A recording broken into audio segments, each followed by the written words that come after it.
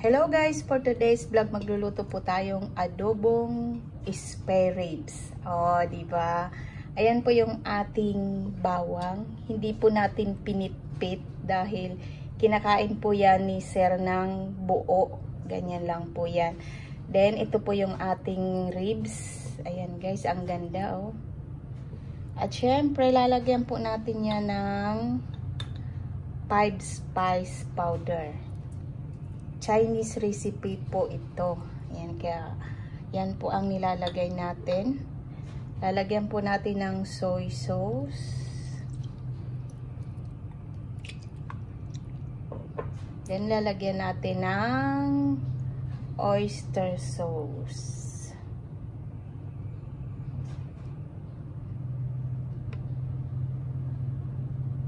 Then imamarinate lang po natin yan bago natin iluto sa pressure cooker. At ito po yung ating ilalagay dyan. Itlog. Nilagang itlog. Adobong spare rib with eggs. Ayan. Wait nyo lang po yan. After 1 hour na marinate natin yung ating spare rib, lalagyan po natin ng black soya sauce. Ito po yung pampakulay. Usually po talaga nilalagyan ng black soya sauce para hindi po maputla ang adobo. Ayan. At pagkatapos niyan, isasalang na po natin ang ating adobong spare ribs with eggs. Ipaalala ko lang po sa inyo, kailangan nyo po yan linisin bago nyo ilagay sa inyong adobo. Ayan, makikita nyo po malinis po yan. At saka tatanggalan nyo rin po ng balat. Yung pinakabalat niya sa unang balat. Ayan, kasi may balat pa naman po talaga yan. Ayan. Hindi natin yan binalatan. Yung ibabaw lang po tatanggalin nyo kasi marumi po yun. Minsan may mga amag-amag. Kaya hugasan nyo pong mabuti ang inyong bawang. Lagyan po natin ng konting sabaw.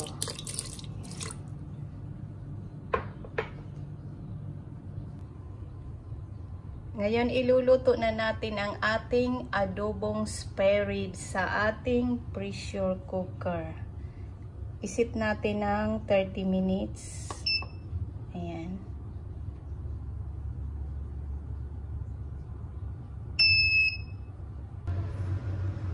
Ito na po yung ating adobong spare ribs. Tapos na po sa pressure cooker at sobrang lambot na po yan. Yan guys. Natatanggal na guys sa buto. Yan. Then ilalagay ulit natin sa kawali with eggs.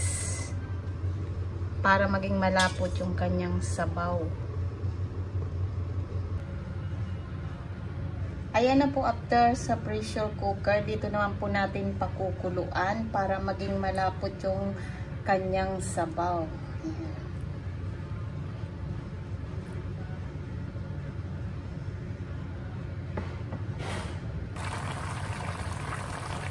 Ayan na po, sticky na ang ating adobong spare ribs with eggs. So, ilalagay na po natin ang spring onion. At luto na po ang ating masarap na ulam ngayong pananghalian. Off na po natin. At matutuyo ang sabaw. Ayan, off na po natin dahil luto na ang ating spare ribs adobo Chinese recipe.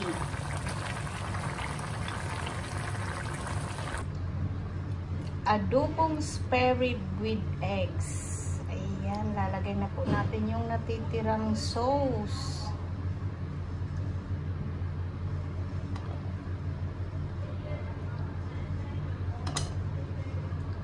So yummy!